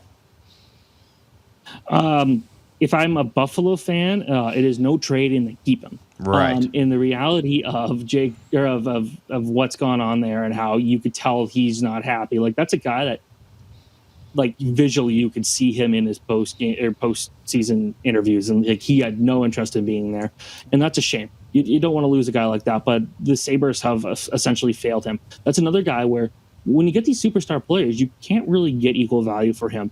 But what you could do is you can maybe swindle LA out of Quinton Byfield, or you trade him to the Rangers. And the rumor was before the draft that they were going to offer him up for Alexis Lafreniere on the Rangers. Well, maybe that becomes an option. So there are some key pieces there. And obviously LA and New York, there are two teams that think in the next couple of years they can go for the Stanley Cup. And I don't think they can really lose a trade when they go out and get a guy like Eichel, because, like, no matter what, who Eichel played with, he always played really well. Even this year, where it wasn't a great season for him, and he got the injury, he still played pretty solid for a team that looked demotivated the second they hit the ice for the season opener. So that I think that they're going to miss him so much, and it's going to set Buffalo back a step. But at the same time, like, you need a game changer like that. I'll bring up the example of Team Canada. Team Canada, the World Championship, did not have a game changer until Andrew Mangiapane showed up. And obviously, in real life NHL scenario, he's not the game changer. but he was the guy that drove everything for the team. And all of a sudden they went from not being able to score to him scoring pretty much all the big goals. And Buffalo would no longer have that if they trade Eichel. But in that case, those are the two teams that I think make the most sense, where they can get some really good young assets. And Buffalo's still another couple of years away from being good. They could land Shane Wright and Connor Bedard in back-to-back drafts. That is fully possible. So, if I'm Buffalo, I just really wish they were not in a situation to trade him, because they're going to not be able to get the equal value, but they're going to be able to get some nice pieces. They need to get a number one goalie long-term, Fuka-Pekka Luukkonen, or to work with Fuka-Pekka Luukkonen, I should say, because he's a good goalie, but there's still a lot there to go. And then they need to go get some defense. The Rangers have some options. LA has some options in the prospect pools, but that's not going to make Buffalo competitive in the next couple of years. Eichel would be the only way of making that happen, and clearly it looks like that's going to end. So I think he'll end up in one of those two teams, but it's sad that that's going to be the way it ends, where they were not competitive at any single point in his tenure there. So one last question for you, but a couple of things I look forward to every single year is the Hockey News Future Watch and the Hockey News Draft Preview. So this year specifically, the draft appears by all segments of the imagination, all accounts, to be quote unquote a crapshoot. What do you see happening this draft specifically? And could we see a draft where there's 10 or 12 players in the top 12, 13 picks that are about of equal value? That's what I've heard, is that, it's kind of a scramble between 1 and upwards of 12. Is that something we could see? There's definitely doesn't seem to be a definitive number 1, at least. Well, I can tell you from our draft preview from the scouts that we talked to, it's like Owen Power seems to be the guy that most scouts will agree on as the top prospect. And then from 2 to 10, it's like, depending on the scout, you can get completely different groups. And it was like we recently had the OHL draft where none of the players played this year. Right. That truly was a crapshoot. At least with this draft, it's not the strongest draft. We knew that heading into the season. We knew that 2 years ago, before the pandemic began, this was not going to be a great draft. But this is one where when we equate the best drafts, it's usually who the first few prospects are. That's kind of what the general public looks at as a good draft. This year's draft, I think you got a lot of hidden gems. You got a draft full of Jack Quinns from last year, where it's like he was not really on anyone's radar before the season, and then he became a top 10 pick for the Buffalo Sabres. Whether or not that was a good pick, we still have to see. But this could be a year where a lot of the teams with the best scouting departments are going to look like total geniuses. There is some good depth. I think whichever team takes Jesper Wallstedt in the first round is going to get the best player in this draft 5-10 years down the line. I think that this guy is going to be a number one star in the NHL for a long time as a goaltender. And you don't really get a lot of those, except saying that we had Ashcroft last year and Spencer the year before. You're going to get some really good defense this year. I think a lot of teams are going to get a guy who could be on their top pairing defense or be a really good second pairing defense long term. There's a lot of hidden gems. I think we're going to see a lot of second-year players get drafted, especially there was a showcase over in Erie over the last couple of weeks where a lot of the best players from Canada were able to kind of play and really show what they could do. And a lot of overagers really impressed. And in a year where you don't have a book on a lot of players, obviously nobody in the Ontario Hockey League played this year outside of the guys who went to Europe, you're really going to be relying on your previous notes. And we're going to see some guys get drafted that weren't selected last year. So it is truly a crapshoot. But the teams that are the best at scouting are going to look like geniuses when we're looking at this 5-10 years from now. That's awesome. One more before I let you go. I'm seeing over your corner. Is that an Atlanta Thrashers jersey in the background by your corner there? Like, I'm seeing number 59. And just so you're aware, I did a jersey number search and I couldn't find a single Atlanta Thrasher everywhere number 59. So what's going on with that jersey? That is an Andre Deveaux game-worn jersey from his one preseason game with the Thrashers. That was the caveat there. I have nearly 80 jerseys between there and over here. That one's one of my favorites. And then above it was a HC Davos Spengler Cup jersey from Rito Von Arx of his 19 NHL games with the Blackhawks. But he's one of my all-time favorite players. And so I got like a Team Antarctica jersey. I got Team Greece. I got... what else? I'm trying to get a Team Jamaica, Team Bahrain, Team Spain, a couple of those ones, but I've got a few. Do you have a Team Trinidad and Tobago from the Mighty Ducks movie franchise? No, but the story I like to tell people is, so Iceland being one of the top teams in that movie, they didn't play hockey before that movie came out. Most of the players that saw that played for the national team saw that movie, said, this is cool, let's start a team. And that's how that worked. And a few of the players actually play hockey on a volcano over there. Well, geez. Wow. So I don't know. Fun fact: Gunnar Stahl is the also the arch nemesis forward from the Hawks in the first movie. I don't know if you know that, or is it the third movie? Gunnar Stahl's in 2 of the movies. The guy who plays Gunnar Stahl, he's in 2 of the movies. The guy that plays Gunnar. Yeah, I think he's a player on the Hawks. He's a player on the Hawks in the first movie, and then he's on Team Iceland as the goalie in the second movie. Look Pretty at that, sure. hey? Fun fact. Disney had to save some cash and Yeah. get the same actor for a 2-movie deal. Good The stuff. casting Well, director if you've got a seen the little new bored. series, Yes. if you see the new series, all the play, like if you look at the goalie pads, it's the same goalie for the opposing team, no matter what team they play. Yeah. And I'm assuming it's the same for the players. It's just a little harder to tell. Just because swapping. they're Swap jerseys, Yeah. swap We'll the have to get socks. Steven on. We'll have to break down season 1. That'll be something that we got to do a Yeah. little later this summer. That sounds great. I'm in. Steven, thanks so much for hanging out with us tonight. I'll let you get back to iRacing. Jordan's going to join you in a little bit. And we'll do this again soon because this was a great chat tonight. Thanks for joining us. Thanks a ton, Steven. Absolutely. Thanks so much, guys. All right. Of course, our guests each and every night are brought to you by our friends. We're in the studio at IKS Media. I almost said IKS Studios. That's not the name. That's tough. IKS Media, IKS Live. They are your number one source for live broadcast, entertainment, screens, video screens, I should say, event planning, and so much more. We just did a rodeo in Kennedy, Saskatchewan this past weekend. Things are picking back up, Max. It's looking good. It's good to hear. IKSmedia.ca for more information on how they can make your event the hottest ticket in town. Speaking of hot tickets and in town, we're going to bring in our good buddy Kirk Morrison from Krugo after the break to talk about KrugoFest 2.0.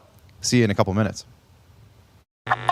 Does this look familiar? Your fans deserve an incredible arena experience. It's time for an upgrade. Stunning graphics.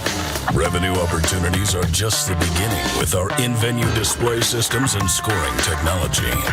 Let us help you find the best solution for your facility. BDG, always delivering the best fan experience. Here's how your business can be a part of Canada's fastest growing sports talk show. All you have to do is contact us, and we will tell you all about the dynamic and exciting marketing opportunities we have, utilizing a fully integrated 360-degree multi-platform. Imagine your business seen and heard across Canada on Game Plus TV and around the world on the Rod Peterson Digital Network. You will use one of the most overused expressions in sports. You gotta be kidding me. Get your business involved. Contact the Rod Peterson Show today. Everyday hoop life.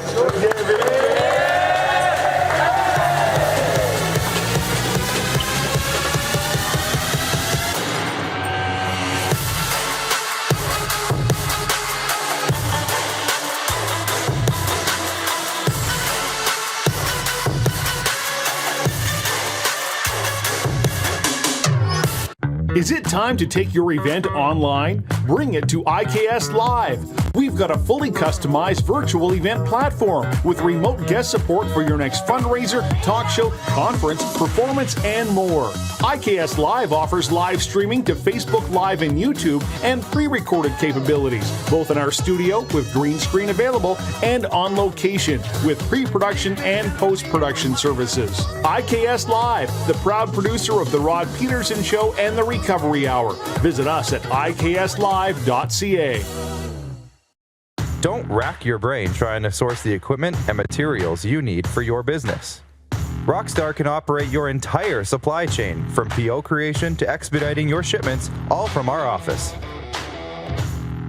Leverage the buying power of the Rockstar Buying Group to not only save money and time, but also the headache. From gloves to glue, we can provide it for you. Find out more at rockstar.com. Lot of sun, smoky in the air, that's a lot of pine. Big time, big time, big time, big time.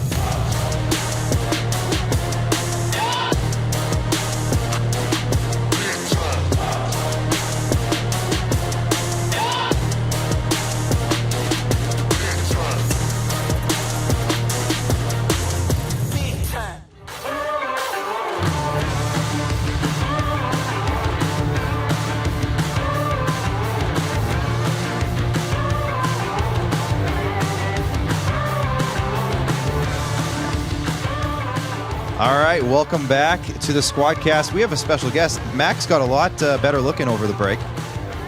He's not paying attention.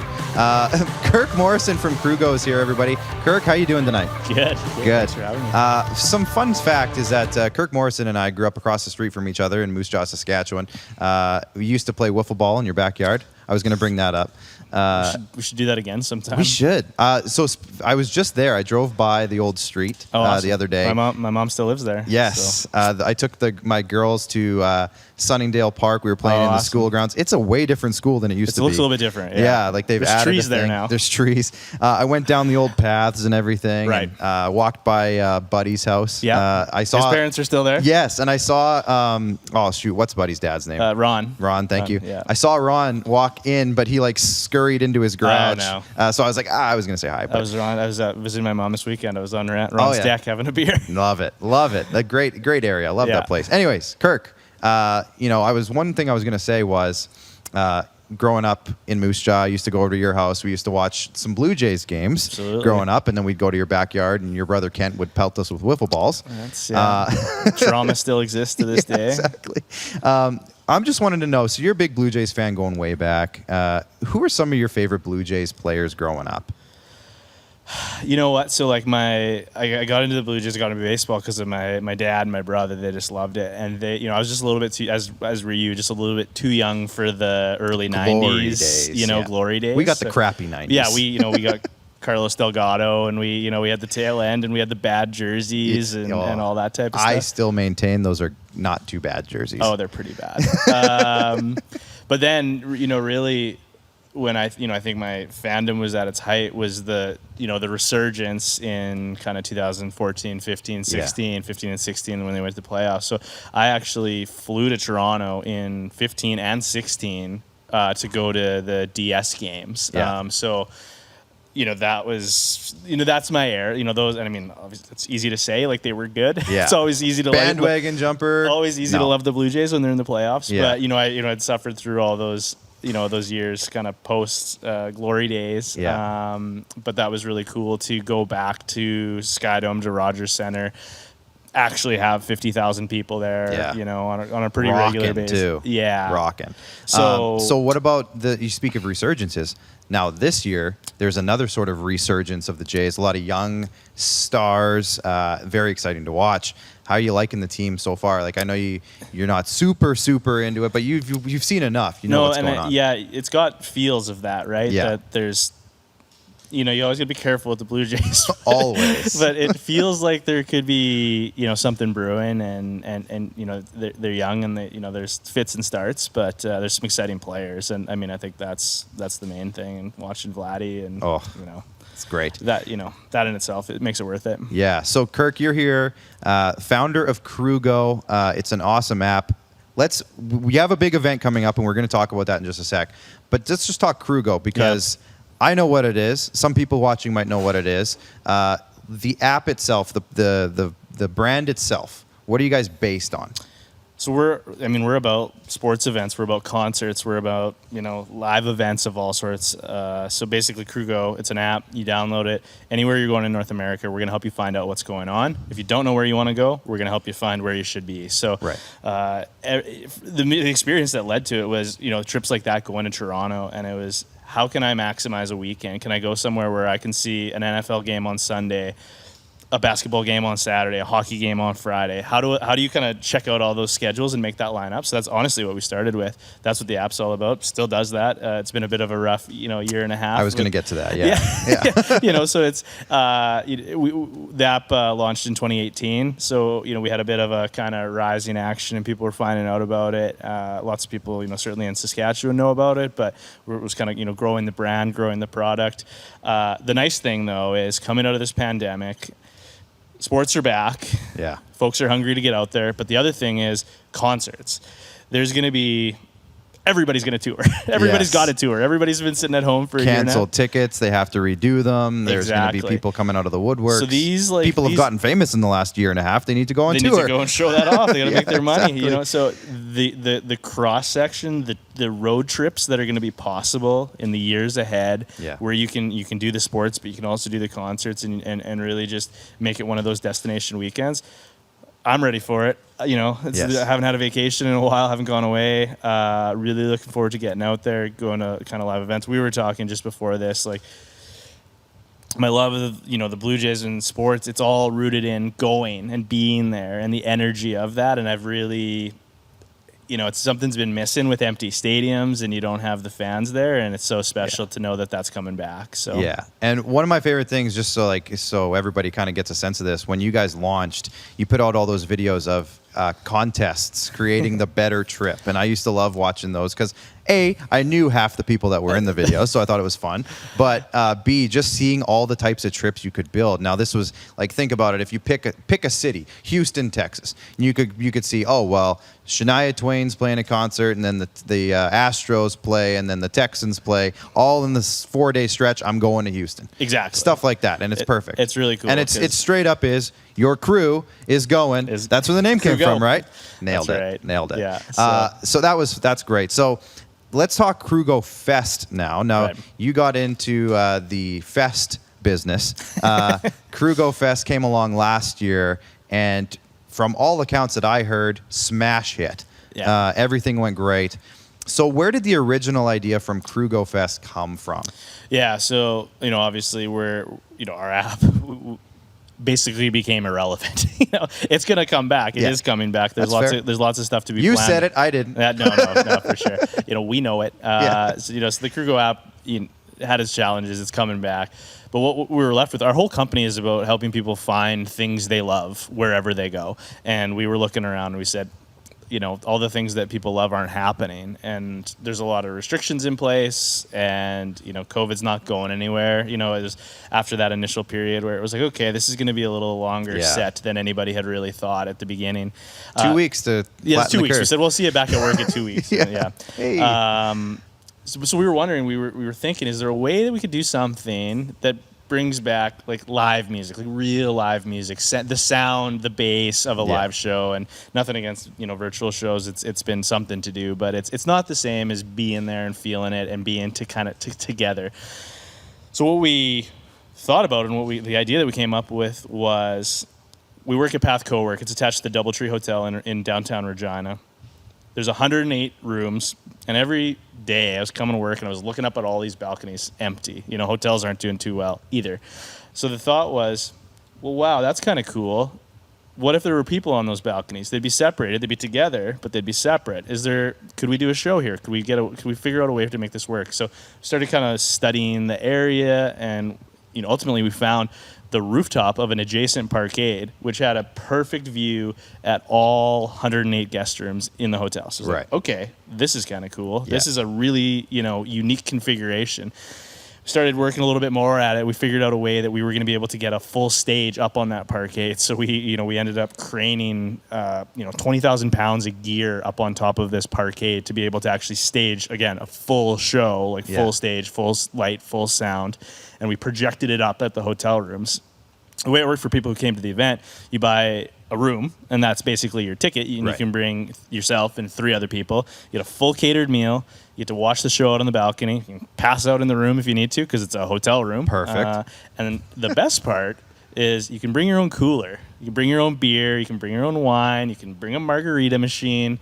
When was the last time you were ever able to do that at a concert? So it's been a while. It's kind of like everybody gets the VIP treatment. Everybody's in a private box suite experience. So it was kind of this like made in COVID thing. Can we get something going? But we did 4 shows last summer to such, fanfare that it was like, people were saying, this is great for COVID, but I'd come back. Like having my own private washroom for this show is kind of cool. And, the catered meal and the VIP experience, it was just kind of neat. So we didn't think we were going to do it again. Light at the end of the tunnel here with COVID, but we're not quite there. This is hopefully going to be a really good bridge to a full Mosaic Stadium and all sorts of other great stuff coming back late this summer, early this fall. But it's gonna be great. Well, as soon as I saw the announcement, the teaser kind of that you guys put up a couple weeks ago, I was like, yes, they're doing it again. I didn't get a chance to go last year, so this year I really hope I can. Awesome. speaking of last year to this year, actually, Alan, if you want to put up the headliners, I think, did you get that picture, Alan?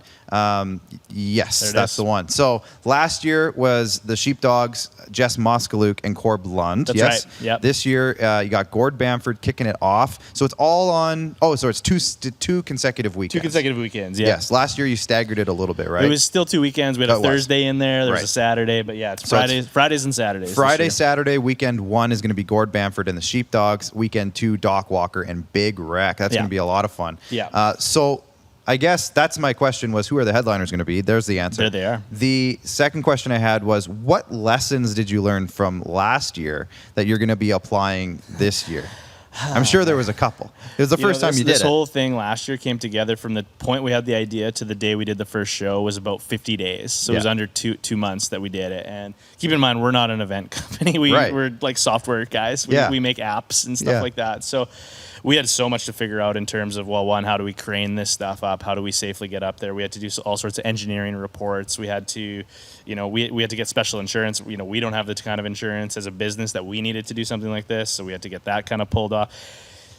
Lots of learning for us, lots of late nights, lots of early mornings. But it was funny this year. It's so much easier the second time around. Yeah. Something that took 40 hours and, some gray hairs last year was like an email and, we're off to the races. And the nice thing is, this year is people went last year. There's video. Everyone knows what the experience was like. Last year, we were trying to sell people, like, imagine you're on a hotel balcony. There's a concert in front of you. You're VIP. And it was like, people were like, okay, I've never heard of this company before. When I first heard of it, I saw the hotel from the other side. Okay. And I was like, so the concert's going to be across the street? Right. And what building's across the street? Sask Energy's across the street. It's like, how is that going to work? That sounds cool, Kirk, but I don't know. Yeah. But then I saw the actual thing, and I was like, well, this is awesome. And that's just it. Yeah, it's up on that parkade on the other side. So it's it's kind of sneaky how it all worked. And I'm assuming a lot of people, after seeing the success, were happy to jump in, I would hope, right, for the second time around. I'm thinking behind the scenes, the entertainers, the planners, the hotel, all those people. Yeah, that's what we loved about it. It was really like a coming together of a lot of people who are working in hard hit industries. So, the folks who generally spend their summer touring around with festivals, doing the staging, doing the rigging. It wasn't a lot, but it was enough to kind of get them back for a couple of weekends, and that was really special. The caterers that we worked with, companies that generally be doing events and weddings all summer, they hadn't been working. We got them busy. The hotel, certainly the hotel, it wasn't at peak occupancy through COVID, so we were able to kind of generate some extra revenue there. Kind of kept us busy, gave us something to do, and then something we're really proud of last year is we partnered up with the Regina Food Bank. We were able to donate 45,000 meals to the food bank as a result of the event. Round of applause. And then this time around, we want to double that up. So if we can be successful, if we can get these shows sold out, bring everybody, pack those rooms, we're going to do 90,000 meals for the food bank. Amazing. That's great. Again, round of applause, everybody in the comments section. Now, we talked a little bit before. Sorry, I'm just trying to catch up on some of the comments. But we talked a little bit before. Tickets are going well. There's still some available. Where can everybody jump on board with this? KrugoFest.com or in the Krugo app. So if you go to KrugoFest.com or download the Krugo app, you'll see all the event details listed there. Packages are built for 4 people. So when you see the tickets, you're going to see one ticket price. That's 4 people. That's meals. That's show. That's hotel. And it's one night per ticket, right? That's right. Yeah. So you buy the ticket, you pick a night. So there's July 9th is Bamford, 10th is Sheepdogs, 16th is Doc Walker, and 17th is Big Wreck. Can I get a late checkout? No. Okay. Because we got to get your ass out of there so we can get in, get those rooms clean, get them sanitized, and get the next crew in. Maybe if you come to the Saturday show, you can push the limits. I'll see if I can grease some wheels. Yeah. Kirk, thanks so much for coming in. Is there anything else you want to mention about the event or how to find it or anything? No. I mean, I think download the app. Download the app, check it out. It's coming back. It's coming. It is actually going to be really handy. I have it. I've had it since you launched. It's time to blow the dust off and get that back. But no, I'd say if you looking for something to do with your pals, looking to do something with your wife and your friends, check it out. I mean, it's a really unique event experience. It's unlike probably anything you've ever done before. So I'd say it's a lot of fun. I got to go 4 times last year. That's the benefit of being involved. That's the benefit of all the hard work that went into it. But I'd say, we have some fun with this event. So absolutely. Check it out. KrugoFest.com. There's still tickets available all 4 nights, I would assume. 4 nights still available. Yeah, there's a couple shows that Lots are getting options. pretty picked over, but Perfect. there's still some options there. Let's do it. KrugoFest.com. Check it out tonight. Kirk, thanks for coming in tonight. Thanks, guys. We'll do it again down the road. And right after the break, Max is coming back in. He's going to drop the camera. He's taking pictures over here. He's coming back in, and we're going to talk a little bit more Blue Jays in our Bluebird block, sponsored by RBI Regina Baseball and Softball Training Facility. I'm getting better at it, Max. We'll see you after the break. Does this look familiar? Your fans deserve an incredible arena experience. It's time for an upgrade. Stunning graphics. Revenue opportunities are just the beginning with our in-venue display systems and scoring technology. Let us help you find the best solution for your facility. EDG, always delivering the best fan experience. Here's how your business can be a part of Canada's fastest growing sports talk show. All you have to do is contact us, and we will tell you all about the dynamic and exciting marketing opportunities we have, utilizing a fully integrated 360-degree multi-platform. Imagine your business seen and heard across Canada on Game Plus TV and around the world on the Rod Peterson Digital Network. You will use one of the most overused expressions in sports. You gotta be kidding me. Get your business involved. Contact the Rod Peterson Show today. Everyday hoop life.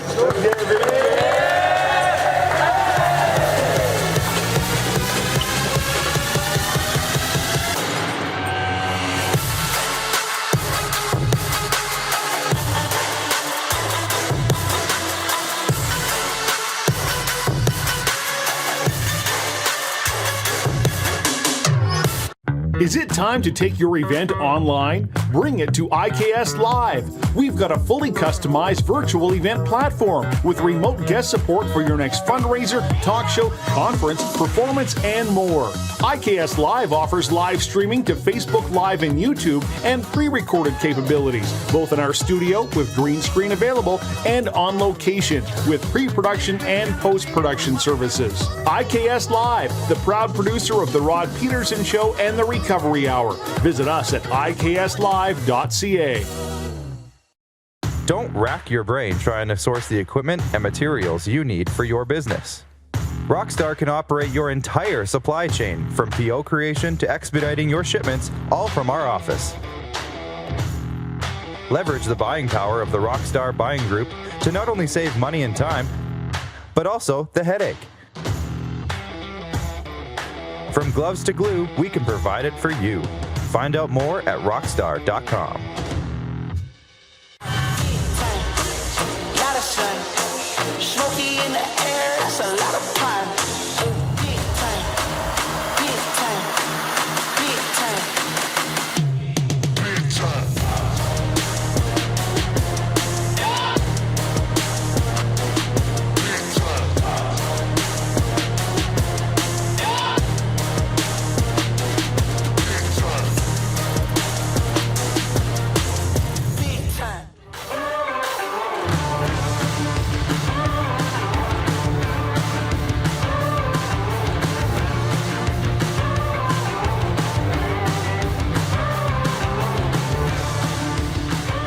All right, what a show we've had so far. This has been a fun one today, Max. been great. Great show. It's been fantastic. KrugoFest.com. Check it out. Kirk Morrison, great dude. Love the family. We were talking about his brother. Again, he used to pelt us with wiffle balls in the backyard. That doesn't surprise me. I worked with Kent at Extreme Hockey back in the day.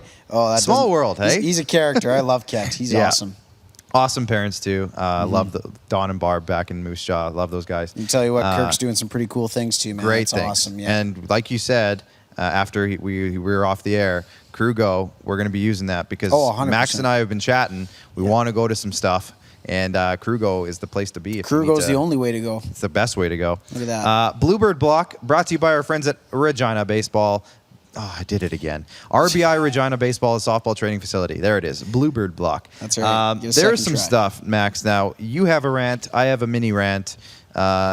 the Blue Jays are, what is the score? 6-5? 6-5 for now. the Jays. Jordan Romano was just replaced by, I don't even want to say his name. Tyler Chatwood, who blew a massive lead against the Red Sox the other night. He's blown 2 leads recently. Now, the bullpen. That's going to be our number one topic of discussion. If you have any questions, or if you have any comments as well throughout the evening, I'm seeing some comments from our friends tonight on our Facebook feed again. So, Ori, Myron, my good buddy Myron from TikTok, before we get too much into the Bluebird block, Gunnar Stahl was on D2, and then he was the opposing team's goalie in D3. Ah, he was Scooter. Yes. Ah, okay. Now, as soon as he said that, I'm I like, could have swore he was on the Hawks. That face. That makes sense. But I'm thinking All the Iceland. kids kinda look the same Iceland in was in D1. black jerseys too. I'm thinking black jersey Iceland. Well, and then they had the Eden Hall Warriors The Eden jerseys Hall that were Warriors. also black. Yeah. So that was what it was. Gunnar Stahl. Thank you, Myron.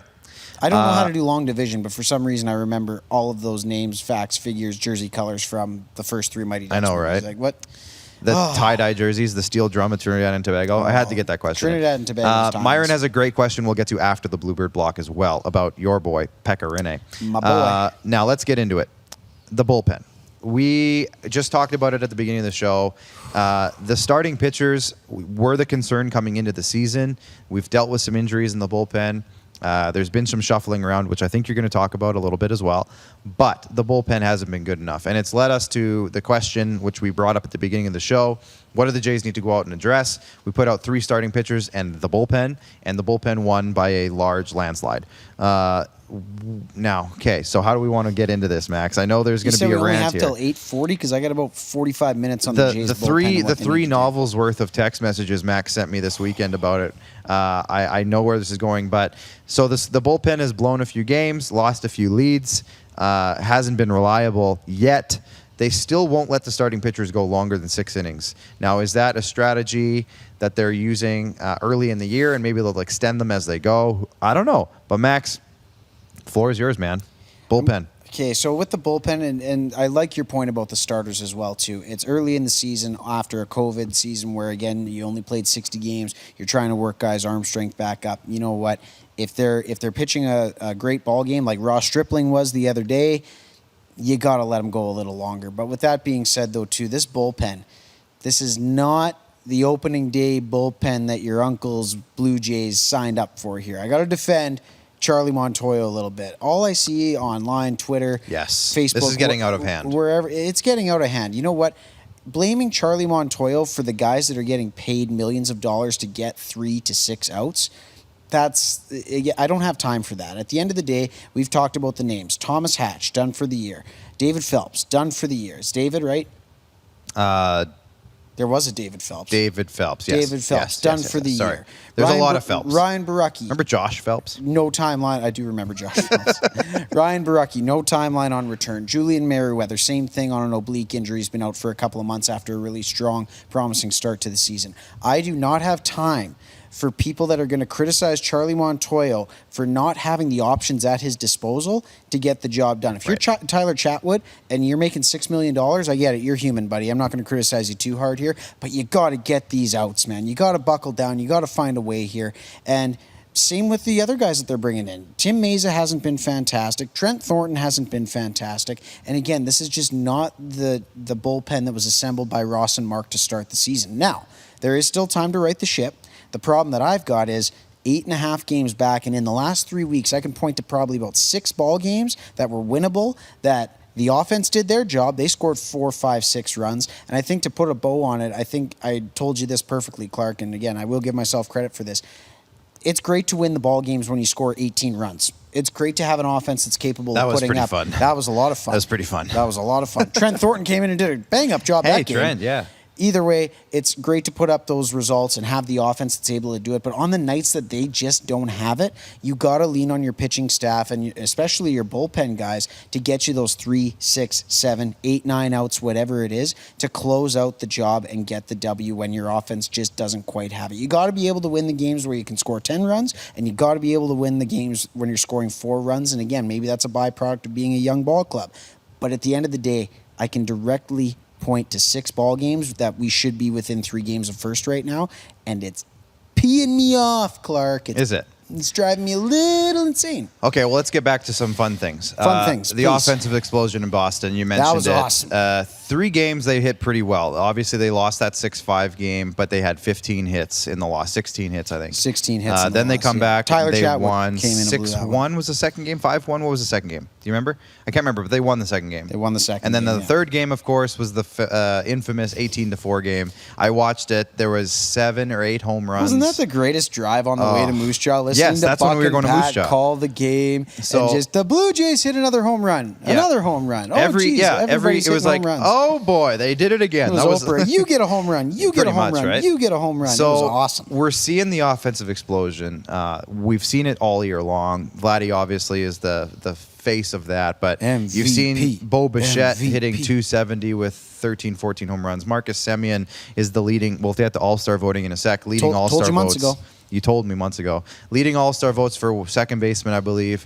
The outfielders, Randall Grichuk's having a great year. He was 3 for 4, 3 for 5 or something the other night.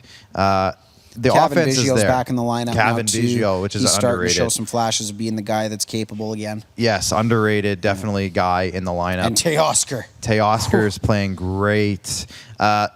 George Springer. I don't know what else we can say about the offense, but George Springer is on his rehab stint. We got a comment. That's what we in can say here. about the offense. This is all happening without him. It's all happening. Yeah, sorry, without George Springer and without starting catcher. They've been rotating catchers as well, which doesn't always matter for the offense, and I'll get to that in a second. But Robin Wildy's checking in tonight, and Robin says that it looks like George Springer went 0 for 4 in his first rehab game. Not worried about it too much. I'm just glad he was out on the field. 9-2. Somebody says that second game. Was it 9-2? That second game. I don't think it was 9-2. No, it was 7-2 because me and 7-2. Bones hit the under in that There you one. go, Yeah, that's right. 7-2. Threw a little money on it. Now I remember. Robin's also saying apparently the Jays had 2 bases loaded today and only got 1 run out of it. So okay, and see, now that's on the offense. that's on the offense. The offense sucks.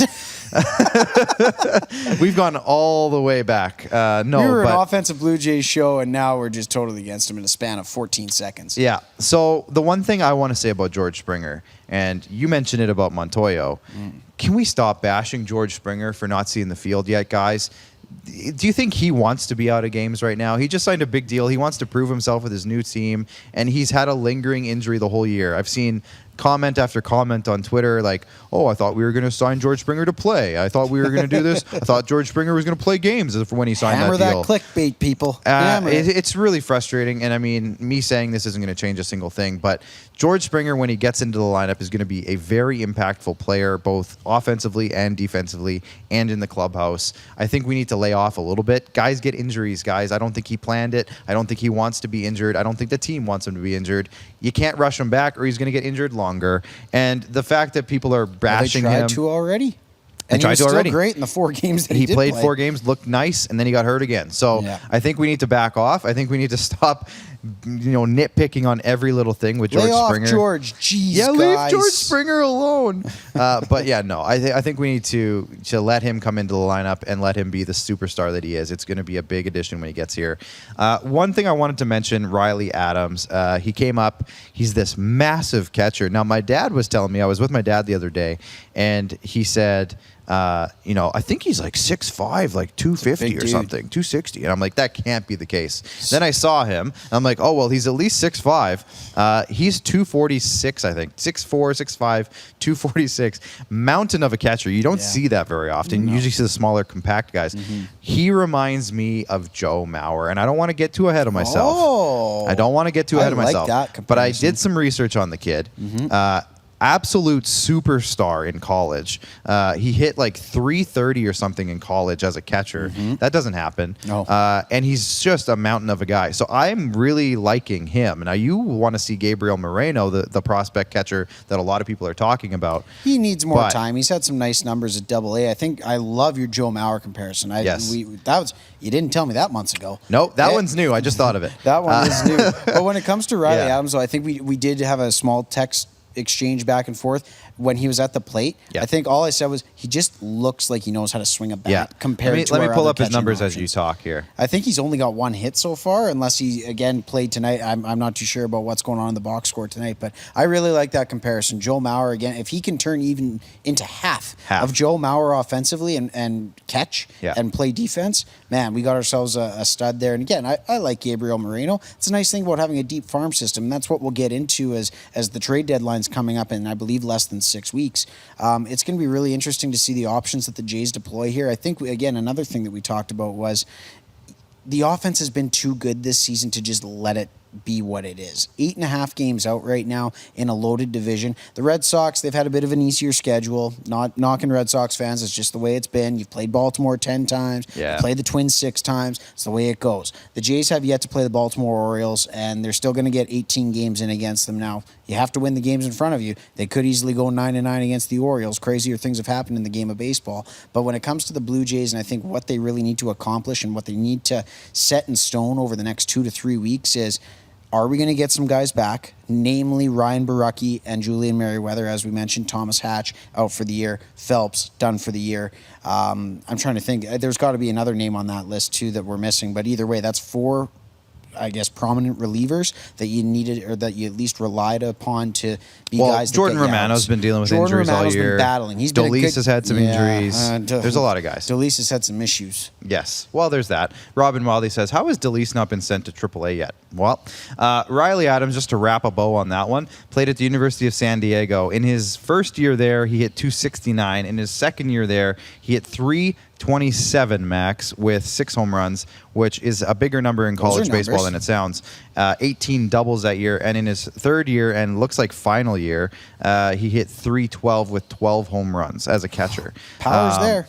Power is there. Then he went to Vancouver. He's been all over the place since. He never played higher than AA before this season. Now he's already making his major league debut as a 25-year-old catcher. So that sounds about right for the timeline for catchers, right? It's kind of like goaltenders in hockey, right? Yeah. You're learning such an important position on the field where you're and literally... we talked to Greg Zahn early on in our show's Absolutely. existence about developing catchers. Yes. There's a lot to learn as a catcher, and you can't rush those guys. But from what we've seen with Riley Adams early, I like it. Absolutely. We'll see how it goes. I Just hope a he quick pans out. update. Oh, Max, we didn't pay attention to this. The Lightning are up 4-1 against the New York Islanders late in the third That's period. fantastic. I don't care about my pit stains right now. Goal! It's hot in here. Nobody will blame me.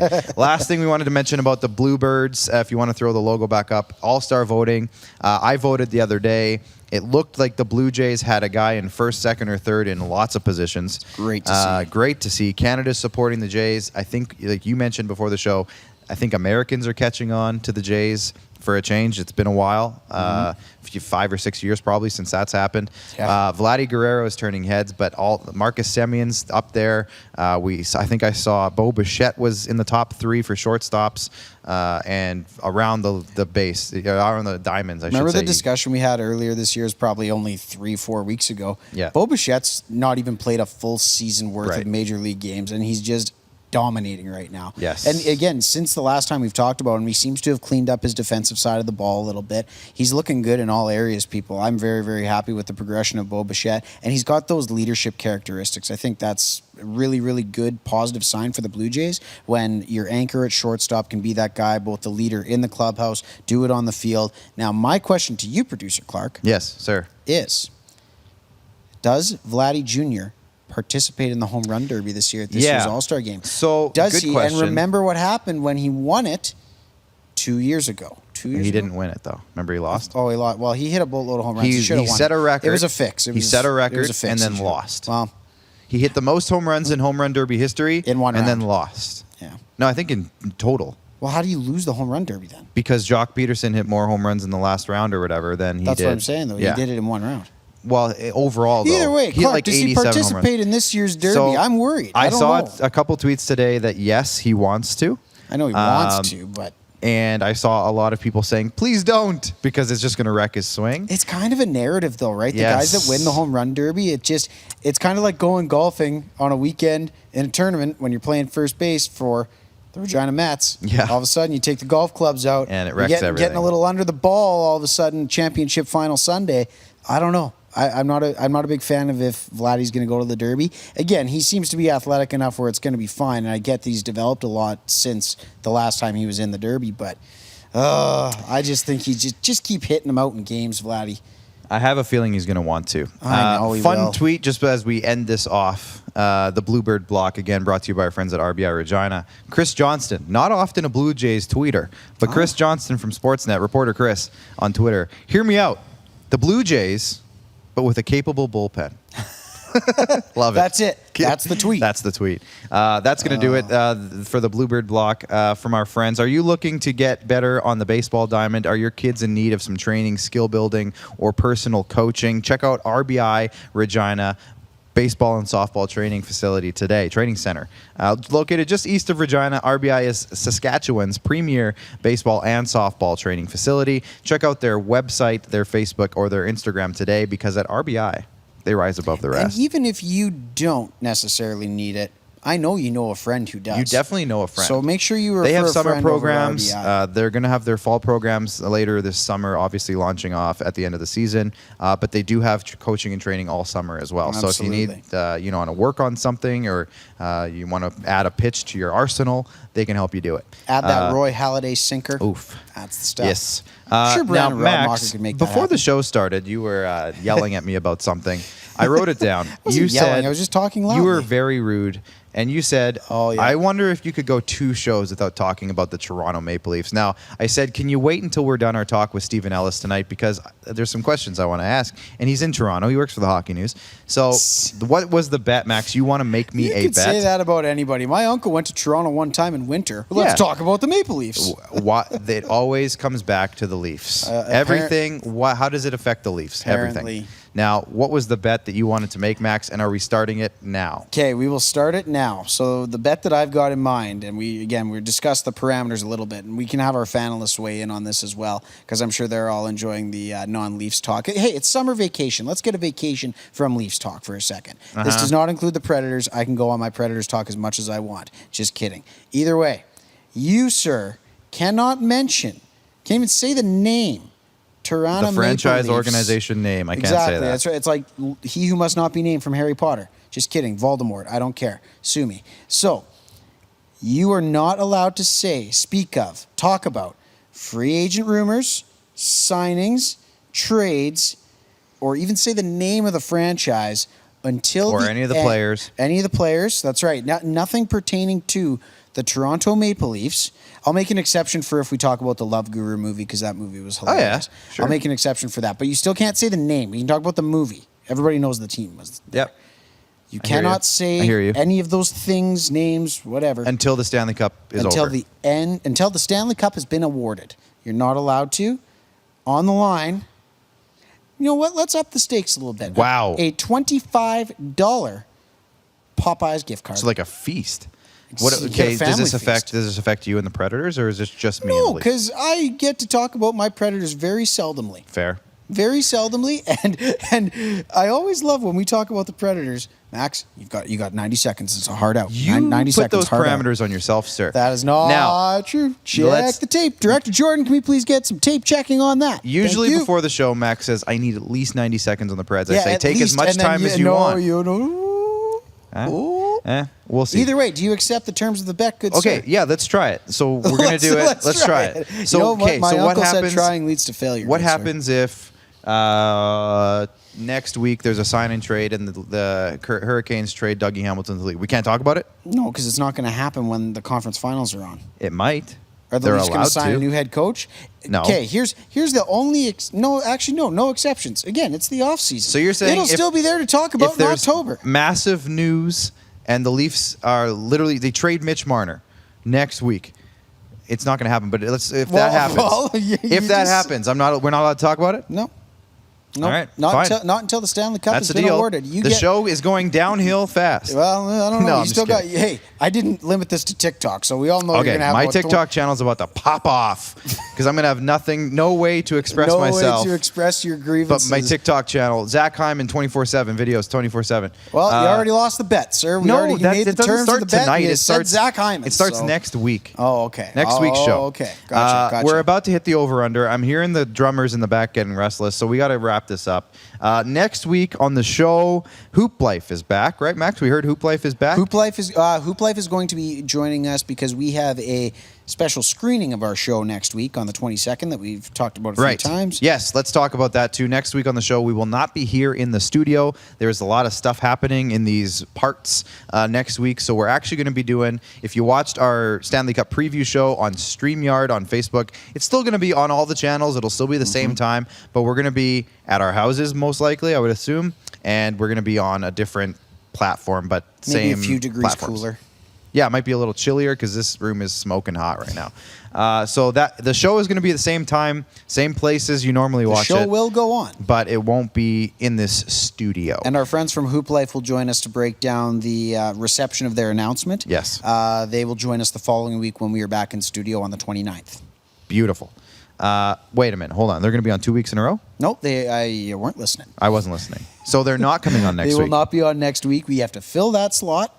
And then Andrew and Co. will come on and break down, again, the reception of the announcement on the 29th. So I have a lot of stuff to book for next week then. So Hoop Life's not back. No Toronto Maplers. I wrote that down wrong.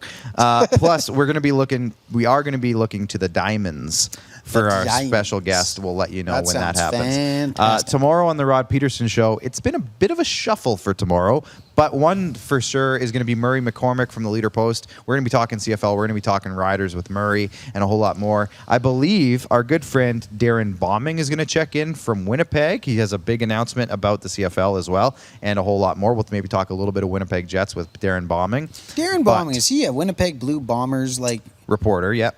For TSN Radio in Winnipeg. What a name. His name got him the job alone. Right? Bombing on the Bombers. All right. It's perfect. We have to have Darren on this show at some point. I got to learn more CFL stuff. Yes, Darren will be on the show at some point. We'll talk to Darren. Sorry, guys. Love my rants. He just launched a new show with his buddy Jeff Hamilton out of Winnipeg called CFL 360. So it's going to be a great show. They just launched it, or they just announced it. They're going to be launching very soon. So I think we're having Darren Bombing on.